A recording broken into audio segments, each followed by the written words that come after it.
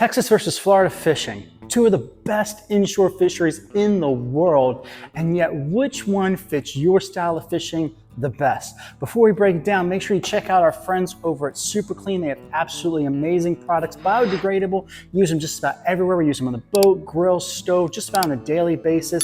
There's a link to their website in the description below, but you can get them in Walmart, AutoZone, O'Reilly's, all kinds of different retailers all across the nation. Check it out. Great partners over there at Super Clean. So Karen and I had the opportunity this summer to do some fishing in Florida. We had two different family vacations. I went to Florida, one in Destin, Florida, and one near Clearwater, Florida. And so it got me thinking, which inshore fishery is the best? Of course, you know we do a lot of fishing here in Texas. So I want to break this down for you on 4 different things that I took into account to figure out which one I like the best. Well, the first thing I thought about, and the first thing that just automatically stood out to me as soon as I got to Florida, was water clarity. The water clarity in Florida is just amazing. The water on Destin there, all the way around to Clearwater, is blue and green and just absolutely see-through. You can actually see the fish swing by. We're fishing one of the famous piers that's there.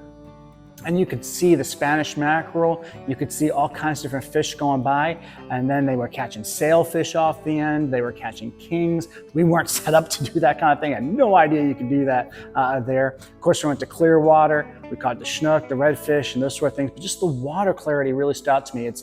Even in some of the places where it was kind of what they said were backwater, it's what we would term here as like slightly stained. But here in Texas, at least where I am, near the Sabine, the water's muddy. It's coming out of the Mississippi, gets a lot of mud churned up into it, very muddy bottom. We don't have a lot of grass flats or anything like that on the upper Texas coast. You have to go down to Corpus Christi, all the way down to South Padre before you really start to see that clearer, crystal clear water. But Florida was absolutely packed with it. We absolutely loved it. It was just absolutely beautiful water. Were we fishing? Not so much. Now you might say, what's the big deal with that? Well, it has its pros and cons. Don't automatically think that clearer water is better, because we could see the fish and they could see us. And so stealth became a whole different thing there. Matter of fact, one of the persons we were fishing with told us that popping corks in a lot of areas don't even work all that well because of the clarity of the water. They can see it, and that being able they can see it, it takes a lot more to fool them, and they're a lot more skittish, which is another thing we'll get to here in the next part of this video. In Texas, we don't have that issue, at least on the upper coast. The fish up here are going a lot by smell, they're going a lot by sound, but not as much by visual cues. And so that is an important difference when thinking about fishing in Texas or fishing in the waters of Florida, was water clarity and making sure that you had the right lures and the right baits that would affect that. When we got to Florida, we had to get a whole new set of tackle to get on the Spanish mackerel and things that down here we got on very easily with things like spoons and things like that. But and down there, they were very leader shy. They could see it. And they did not want to hit that. So that was something I really did take into consideration when thinking about this, was water clarity. So if the water clarity is pretty much a draw, this second issue was something really to think about, and it was the idea of fishing pressure. Fishing pressure. When we were fishing on the pier there, and again, it's a famous pier, I'm not going to name it because you have to pay to get on it, but it's there near Destin.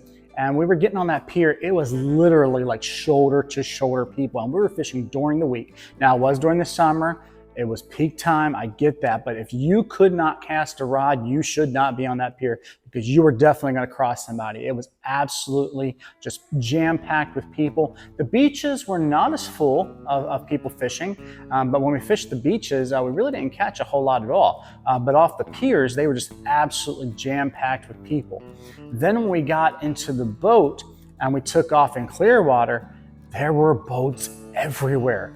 I mean, just so many boats. Matter of fact, we were catching redfish probably 50 yards from where this beer can island was, and everybody was over there having a good time. We're over here fishing, pretty much right next to them, catching reds.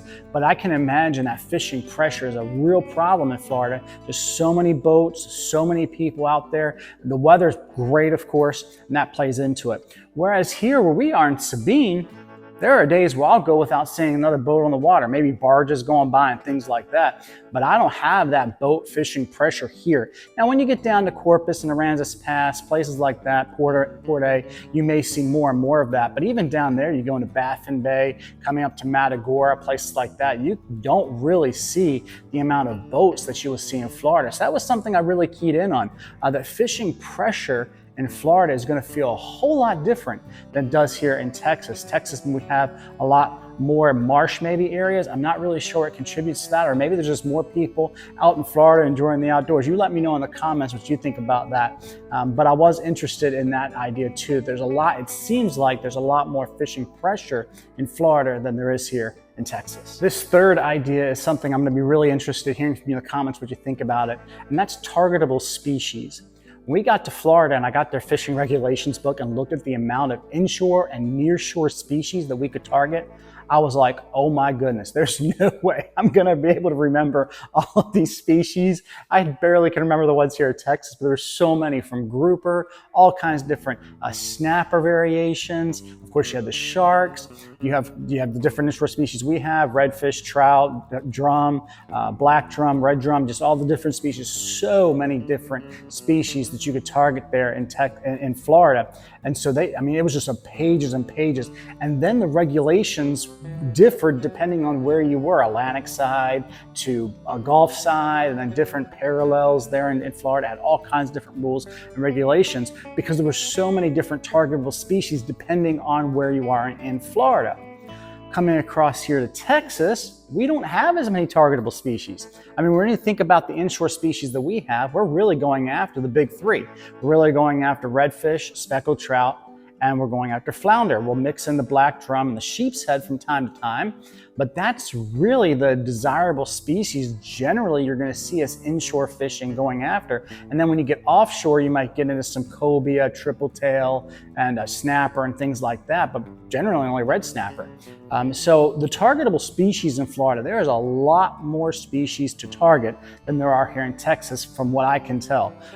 They just have a lot more variety, especially when you get down to the Keys. You got bonefish and just different things about that I don't even know anything about. And so the amount of species that Florida has to offer was just absolutely overwhelming and incredible. And then of course, right off the piers, we saw guys catching kingfish. There was guys catching sailfish. I've heard you can catch snapper off of there from time to time. One guy even told me that he saw tuna being hauled up. We caught bonito and bonita, I believe it was, off the pier there. So just the targetable species are so different than they are here in Texas. I think that has something to do with the pelagics that you can get down there, but I'll be curious to hear what you think about that, because just the amount and the differences in the actual targetable species between Florida and Texas. So if we're judging on that, Florida definitely takes that one. The final thing I took into consideration after water clarity and pressure and targetable species was overall cost.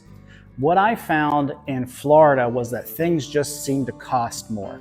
The bait costs more, licenses were more expensive, even the cost of finding a place to stay was pretty expensive. Now, I'm sure there are places that are cheaper depending on where you go in Florida, but where we were, it was definitely more expensive than what I was used to. Part of it is, I think, a lot of tourism that comes into there versus where we are. We don't really have the tourism. It's a lot of local people and things like that. So cost did come into it. I found Texas to be much less expensive than Florida. And again, let me know in the comments if I'm off on this, but it was just something that I found. Even gas was more expensive in Florida. And then the taxes were a little bit different on different things. One of the nice things though that we did find when we went out on the boat is there you can buy a license for the boat. So the captain can buy a license for the boat, and then you don't have to have individual fishing licenses, which does save some money. But at the same time, things generally were more expensive, especially when you got into the more touristy areas. Even compared to Corpus Christi, maybe South Padre, but even South Padre, I've been there several times. It doesn't feel as expensive.